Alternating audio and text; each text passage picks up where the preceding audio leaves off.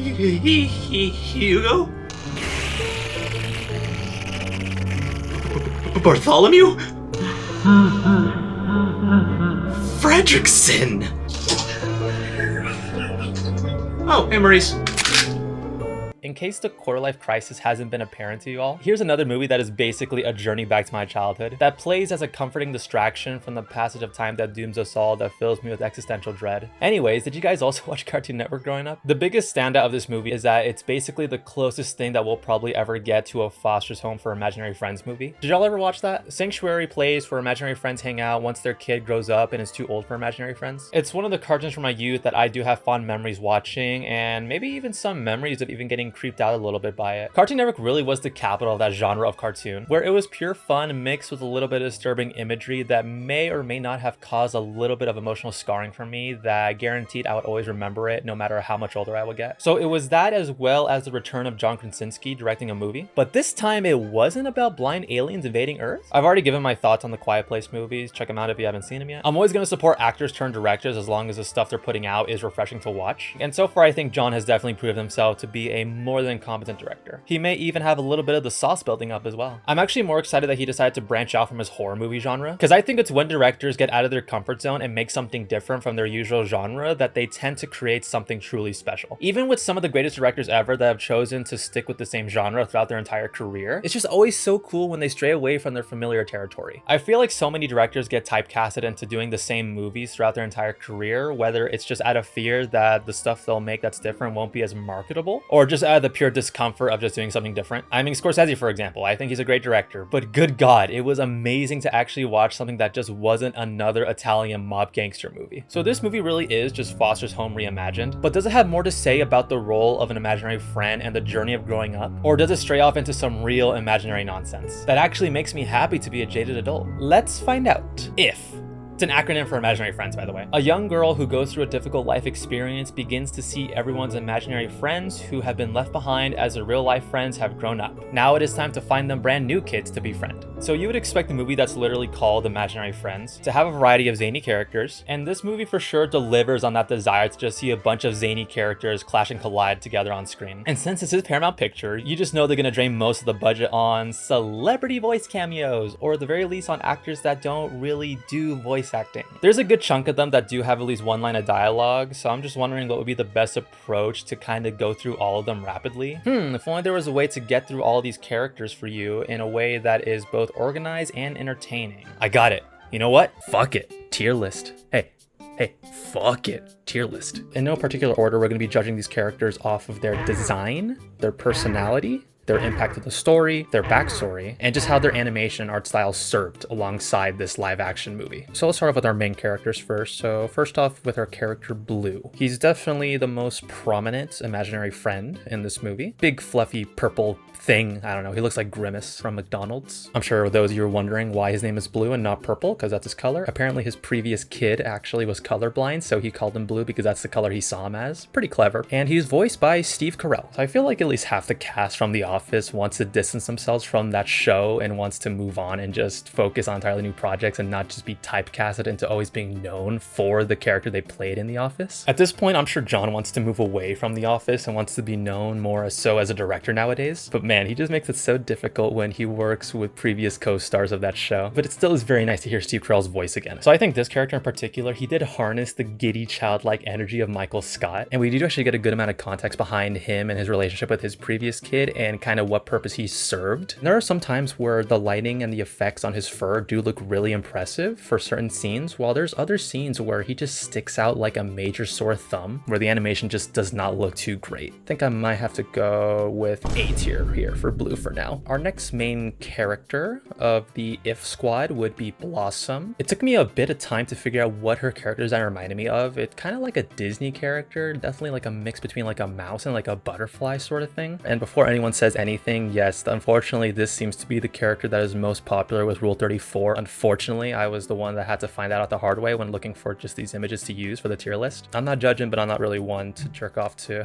I'm not judging, but I'm also not the one to be jerking my gherkin to cartoon characters, but that's just me. Cuphead, that's who she looks like. She literally looks like a Cuphead character. Unfortunately, she is proper British, so I feel like that's gonna knock her down a point, but she actually did have a pretty sentimental backstory when it came to the reveal that she was actually the imaginary friend for the main girl's grandmother. It was a pretty cool twist reveal, and having her reconnect with the grandmother was a pretty sweet moment also. I feel like if I put this too low, all the furries or animation fanatics are just gonna be flaming me in the comments. So I think I might have to go A tier as well. All right, next up we'll go with Steven the Slime, Flubber looking ass. I do have a lot of nostalgia for Flubber though. I guess he kind of looks like a mix between Flubber and what was that ghost name on Ghostbusters? It was a Slimer. His beady eyes are pretty scary, but he is voiced by Keegan-Michael Key, who always proves to be really effective in pitching his voice and just having so much range. Like half the time, it's very hard to recognize his own voice because he's just that good at masking it. He was barely in this. He didn't really have that many voice lines either. He was just there for a brief scene with a bunch of these characters in like a therapy circle. All he was really doing was just crying. That existential dread I can certainly relate to, but still, I feel like he was sorely underused, if I were to be honest. So I think for now, we'll go with C tier. All right, next character, Pop the Bubble. Get it? It's funny. Voiced by everyone's favorite actress, Awkwafina. I haven't actually seen any of the movies where people have been complaining about Awkwafina's voice performance, but from the clips I've seen, it seems as though the problem people have with her is that she always just does the same voice. She really just plays herself. But in this case, it's a pretty minor role with very few lines. So in that case, you don't really get that much of her. So I guess take that as a blessing, I guess. But I can also acknowledge that that form of voice acting where you're just doing your own voice technically isn't voice acting. It's just being you. And when it comes to celebrities or actors who are known for their live action performances more so doing that, I would much rather have them hire an actual professional voice actor. Because I feel like just mitigating it to just a celebrity cameo just feels like a cheap cop-out and kind of robs the character of sticking out more. But at the same time, I do actually like the animation approach they did with having her eyes and mouth be two-dimensional, while the bubble was sort of like a mix between 2D and 3D. But I also do support all the certified Awkwafina haters out there, so I guess for now we'll have to go with D tier. All right, next up we got Guardian Dog, voiced by Sam Rockwell. I like Sam Rockwell. He hasn't really been in much lately. At least I haven't seen him in many things lately. Why not? Why haven't people been hiring this guy more? I mean, it's a talking superhero dog, you know what I mean? Something cool they did is that they always had his cape flapping no matter what he was doing, which was a really neat touch. I'm not sure why. Let me know in the comments if you guys also see this, but he just reminds me of one of those mascots that you would see for car insurance commercials. I don't know why. He just legitimately just looks like one of those figures. In terms of character designs and just overall presence, I would have to say A tier. Wait, he threatens to beat up a kid because he couldn't see him? I mean, you just gotta respect the craft. Next character, Ice. It annoys the hell out of me that he's not named Ice Cube. He's just called Ice. But he is voiced by Bradley Cooper, who literally just kind of does his rocket voice here. But I'm not gonna complain about that because I love Guardians of the Galaxy. So pretty solid start, but I just can't get over how stupid this character design is. It's so stupid in like a brilliant way though. He does originate from Arizona, and his whole purpose apparently with his previous kid was quenching thirst, which is actually pretty funny. I'm not from Arizona, but I know some people from Arizona. Is this all you see your friends as? Just objects to drink from and quench your thirst? Pause. And you just constantly kind of hear his little ice cube clink around in the glass whenever he's talking. It's just a funny little touch they did there, and it just makes me smile, so I'll have to go A tier as well for Ice. Next character, Viola. A character so obscure, Google didn't even bother to make a dedicated image for this character, so I just looked up a random picture of Viola. The only difference is that in the movie she had like a pair of shades at the very top of her, I don't even know what the name of it is, but I'm just gonna call it the top of the Viola. She just had a pair of shades on basically. That's all the character was. Pretty boring design compared to so many of these other characters. I mean, the glasses do give her some swag, but it's definitely not enough to save her. And the only line she had the entire movie is just a pun regarding her being a musical instrument. We were gonna have to start this eventually, but in the meantime, F tier. Should have been a violin. Next one, Robots. Yeah, some of these names are really unoriginal. Voiced by Jon Stewart. The name is familiar, but upon looking at his IMDb, I don't recognize anything he's been in really. But the robot design do be pretty clean though, I won't lie. I was kind of a sucker for robot stuff growing up. If this existed at Toys R Us, RIP, I definitely would have picked something up like this. But as it stands right now, with the very few minimal lines and utter lack of presence, I might have to plop him in C tier for now as well. All right, next one, Sunny the Flower. Get it? Sunflower? Comedy, puns. Voiced by Matt Damon, which on paper is pretty funny, but upon hearing him talk, you could just close your eyes and just imagine any other voice actor, because I guess Matt Damon's regular voice is pretty indiscernible from any other typical adult male voice. And I don't know why, his character design and movement just reminded me of B-Movie, you know, the Jerry Seinfeld one. I feel like he looks more like a mascot for like sunflower seeds or like a healthy snack, some sort of bullshit like that. I think for now we might have to go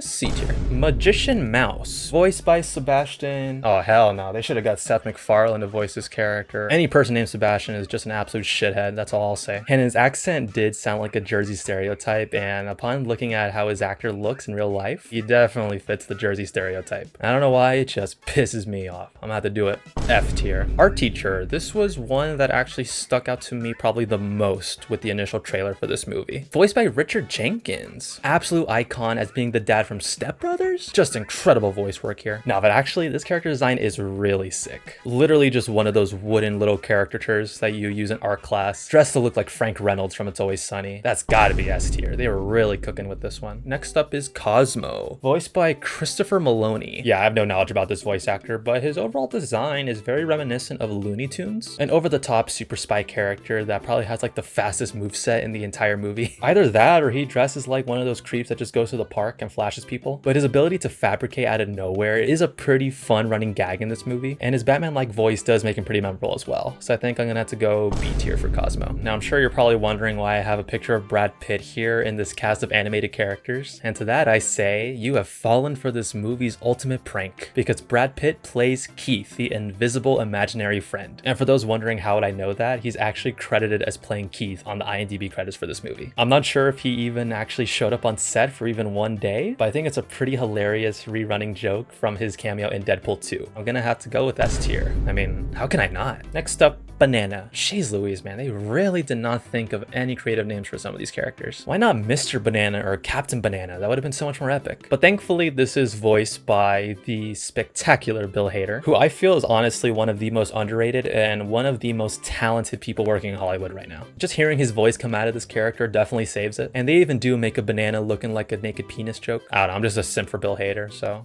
A tier. Gummy Bear, voiced by Amy Schumer.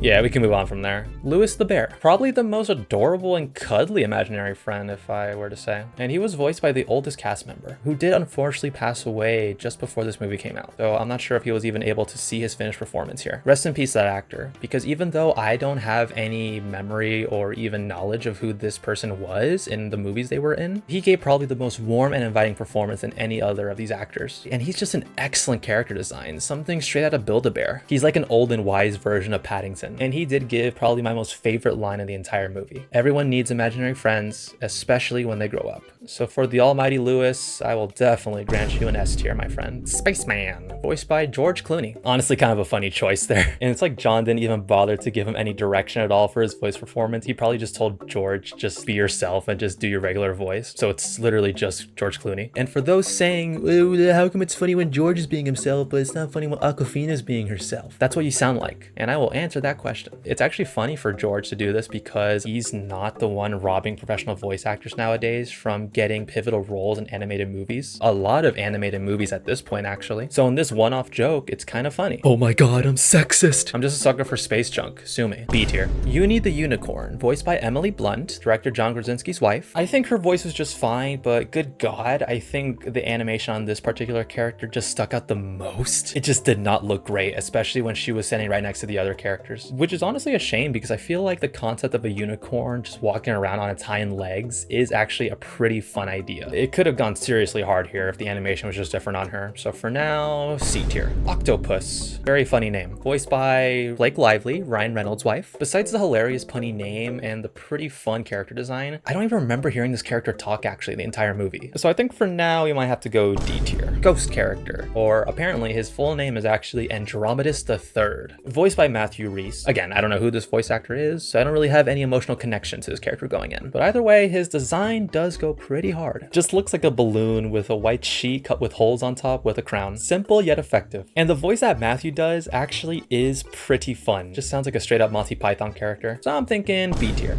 Allie the Alligator, voiced by the fantastic Maya Rudolph. This character looked the most realistic when standing next to all the other characters. Like, scarily realistic. At some points, she really did just look like a straight up stuffed animal. There just wasn't enough of her though, unfortunately. How dare they waste such a talent like Maya Rudolph? And good God, she is gonna get paid this upcoming election season. B tier. And lastly, we got Marshmallow, another literal name character. I don't know what they were thinking. The funny thing is that he is actually the most cheerful and thankful character of the bunch, even though he's constantly on fire and melting. And he is voiced by this movie's director. It's always fun when directors can do their own small little cameos. So technically John has acted in all of his movies so far. For now, I'm thinking B tier as well. There you have it. The definitive imaginary friends tier list. I'm a little bit scared to do this live stream because I feel like I'm gonna stumble across some real passionate animation fans here who just want to fuck these characters. I guarantee there's an audience out there who would actually be invested in that conversation, unfortunately. So with that being said, we'll just bring this review right back on over to... Hey, welcome back. Bro, those are just the characters that are credited for their speaking roles. I'm not even including all the other ifs that are actually seen throughout the background of this movie. So many others are shown with such colorful and creative designs behind them, but you can easily miss them on your first watch. And like I said, some of them will really warm your heart and will definitely remind you of at least one toy you had growing up, or if even you yourself had an imaginary friend growing up. And something I just want to add on is that not every one of those characters I just mentioned, but some of them did share what their specific purpose for their child was. Any and all of them could have just been given the generic friend label and that's it. They could have called it a day. But no, they actually took it further by specifying what role they really did play. Whether it be encouragement, protection, quenching their thirst even. Like, it could be something that is so surface level and silly, but can also be something so much more deeper and emotional than what you were preparing for. I feel like it's during those moments where we see them serve their exact purpose that the movie really shines in sheer brilliance. I love these parts. I just wish they explored this aspect even more for all of the imaginary friend characters. So even though most of the characters in this movie are imaginary, the main central plot does boil down to the human characters rejuvenating their youth and remembering the imaginary friends that they've forgotten, which I also think is a brilliant concept that I have never seen before. At least to my memory, I don't remember ever seeing something like that before, at least not in a live action movie. Now, some of these characters with their actors did feel a lot more entertaining than others. The main girl, I feel, did a decent job. I feel like for half the scene, she was really selling the emotion, while the other half, she seemed a little bit wooden and stale. But in terms of child actor standards, I think she did pretty well. Her whole character arc is basically her starting off as seeing herself to be too old for imaginary friends, but then by the end embracing just how important imaginary friends are for everyone. But the whole aspect of her being convinced to join this whole program of helping the imaginary friends find their kids or find new kids, it just seems kind of a bizarre thing to fight against, because it's not like she's wrestling against actually becoming an adult in this movie. She's literally 12, so most definitely still a kid, but I guess it is kind of that age that most kids would want to be seen as tweens. So the only source of tethering youth she gets is from her dad, played by John Krasinski. He's sort of the cliche goofball dad, basically Jim from The Office if he was taking care of a tween daughter. I would say it's that relationship with her dad that is the only reason as to why she would even bother to put up with a bunch of this imaginary friend nonsense, according to her. They suggest at the beginning of the movie that her mother did pass away at an early age, and they confirmed it later on in the movie's runtime when it was time for John to go through heart surgery. And it played as a catalyst towards one of the main themes of the movies, which I'll touch on more later, but it did kind of say on how during those dark times in your life, whether you're a kid or an adult, you go to your happy place to cope with the harsh realities of life. And it's usually during those times that those imaginary friends come out that makes life more bearable. So I guess all the characters' turmoil did kind of make more sense towards the end of the movie. I guess getting too deep into the concept of mortality would have been just way too dark to put into a family movie. And the next pivotal role human character, and I put human in quotes because there's actually kind of a twist with this one, is for Ryan Reynolds' character, who for a majority of the movie makes you think that he's just another worker for this imaginary friends program, who basically accompanies the main girl throughout her quest. Why so? We don't know. It's kind of odd seeing Ryan play a character that's more in the realm of no nonsense than someone that is just over the top comedy. It's really bizarre seeing every other character outperform him. During my first watch, his overall presence didn't feel all that impactful until the very end. It just felt like he was mostly there to react and be sort of the voice of reason towards the main girl in her ambitious goals to help these imaginary friends. And it's not until we get the twist reveal, you guys don't care about spoilers, right? At this point, the movie's been out for a bit. It's the twist reveal that we find out that he has actually been the main girl's imaginary friend the entire time. And maybe one of the reasons why he was kind of grouchy and bitter was because he was hanging out with his imaginary kid friend the whole time and she wasn't able to remember him. But upon a rewatch, it's actually kind of clever the way they integrated his character. The entire movie, we do see them together, and it was hinted that he used to be a clown that would make people smile. And while they go on their shenanigans in the big city, not one real-life human character actually acknowledges him. Only her. It's actually a very subtle but pretty sly detail. Very sly, John. Very sly indeed. It's basically not until she discovers an old drawing that she made when she was little that she remembers who he is. And now this is the part where I really want to delve into what I think the movie's theme was trying to say. People forget who and what their imaginary friends were, or if they even had one in the first place. It's such a simple concept, but I think the execution of these sequences, having these ifs reconnect with their long lost kids who are now grown up, helping them remember by changing their environment to remind them of their youth, whether it be smelling the ocean breeze, hearing a certain type of song, smelling a certain type of food, just something that brings you back. It's different for everyone. I think having all these human characters have some connection to these imaginary friends was a neat way to kind of connect both sides of the narrative, both the human perspective and the imaginary friends perspective. That being said, some moments where we do see the ifs reconnect with their kids, half the time it feels sentimental, while there were some other times where it just kind of felt like a bunch of juvenile slapstick nonsense. And I feel it leads to probably this movie's biggest shortcoming. It wants to cater to both kids that will enjoy that sort of nonsense, but also to the adults who probably also had an imaginary friend growing up. It feels like it just flip-flops between the two way too much, to where it kind of loses a little bit of tonal focus. And I know comedy is subjective, Murray, but I would say half the comedy attempts here with the slapstick and even the blocking with the actors just felt kind of awkward, and sometimes the animation really did stick out and kind of took me out of the scene. But there were also some other sequences that were just so visually stimulating. Real sauce-up sequences with gorgeous cinematography and impressive visual effects. I'd say the highlight of the entire movie is the entire sequence where we see the girl change what she imagined the imaginary friend's headquarters would look like. It was just so creative with its visuals and set pieces. I wish a ton more movies, both animated as well as live action hybrid animated, did this more. It's like two entirely different directors worked on this movie. One that doesn't really care about how a certain shot or performance would look, as long as it makes the kiddos laugh, while the other just had way more attention to detail that even those that are very nitpicky with visuals can enjoy. I guess I could just say the animation was inconsistent. But also a quick note that really did bring the animation to life when it was really working well is the score. Why am I not surprised? It's Michael Giacchino once again. I believe I already mentioned him before in some of the previous movies I've reviewed, but anytime he's the composer for a movie, just know you're always in for a magical time. He's been responsible for composing some of the most gorgeous tracks that you've ever heard in so many other animated family-oriented targeted movies. And I would say the main theme that's played throughout the movie is a bop. There's different renditions of it that play throughout the movie that definitely enhance some scenes. His work is just always a delight to listen to. So by the end, it feels like the ideas behind this movie have moments of surprisingly mature brilliance that is just clouded by childish nonsense. But by the end of the day, it is a family movie, so I can't be upset at it for wanting to appeal to both audiences. I just know that there's been so many animated movies or ones that are marketed to be way more for the kids, but they end up making a lot more sense and leaving a bigger impact to the adults. I feel like this concept has that potential still. I'm not going to be pretentious and say, oh, it's easy to hit that mark for both audiences. It's not. It is not easy to hit that mark at all. If anything, it's one of the most difficult genres to tackle, appealing to both adults and kids alike. It's just insane, but I still will always appreciate the effort in blending it together. I guess a part of me just does feel kind of protective about the idea of this movie, because it does bring me back to my childhood. The amount of creativity put into all of the if designs, along with the intention behind the main message, it really did bring out my inner child for a moment there. We all need each other, really. We need community. Whether you are a raging extrovert, a reserved introvert, a non-stop goofball, a stoic soul, all different yet so similar when it comes to our human needs for friendship. And the coolest thing about it is that it actually has me thinking to myself, did I actually have an imaginary friend growing up? I actually can't remember. If I ever did, I hope I remember them one day. I guess I'll finish it off with my favorite quote from the movie. We all need an imaginary friend, especially when we grow up. 7 out of 10, heartwarming and visually spectacular at times, shrouded by immature nonsense. Thank you for watching. Like and subscribe if you enjoy video content like this, and start a fight in the comments as to where you would place these characters in a tier list. Take it easy, and remember to take care of yourself when you have to.